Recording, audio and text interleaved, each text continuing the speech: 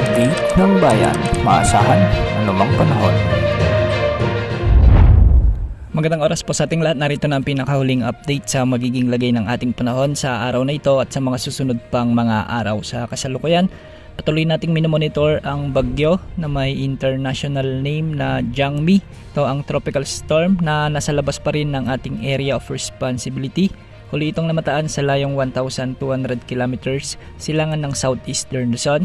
Taglay nito ngayon ang lakas ng hangin na maabot sa 75 kilometers per hour malapit sa gitna at pagbugsong maabot sa 90 kilometers per hour. Kumikilos ito ngayon ng pahilaga-hilagang kanluran ng mabagal. Base sa latest forecast track na inilabas ng Pag-asa, inaasahan ngayong gabi makakapasok na ito sa ating area of responsibility at bibigyan ito ng local name na Bagyong Domeng. Bukas inaasahang lalakas pa ito bilang severe tropical storm at mabilis na lalakas bilang typhoon category pagsapit naman ng Sabado hanggang sa makalabas ito ng ating area of responsibility sa araw ng Martes. Sa pagpasok ng bagyong ito sa ating area of responsibility, inaasang hahatakin o hihilain nito ang habagat na magdadala naman ng mga pag-ulan sa Palawan, sa kanlurang bahagi ng Visayas, sa may Mimaropa at sa kanlurang bahagi ng Southern Luzon. Mag-ingat po dahil paghandaan natin ang habagat na ito dahil posibleng magdala ito ng mga malalakas na pag-ulan na posibleng magdulot ng mga pagbaha at pagguho ng lupa.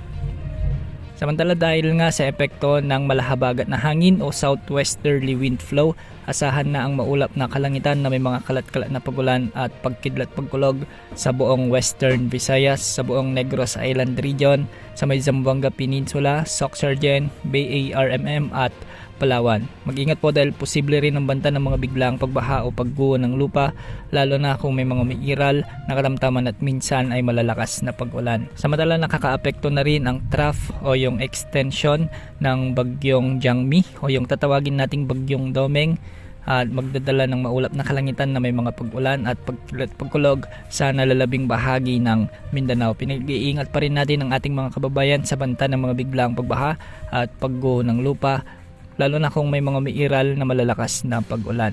At para naman sa Metro Manila at nalalabibang bahagi ng Visayas at Luzon, localized thunderstorms naman ang magdadala ng bagyang maulap hanggang sa maulap na kalangitan na may mga isolated rain showers and thunderstorms. Posible pa rin ang banta ng mga biglang pagbaha o pagguho ng lupa kung may mga umiiral na severe thunderstorms.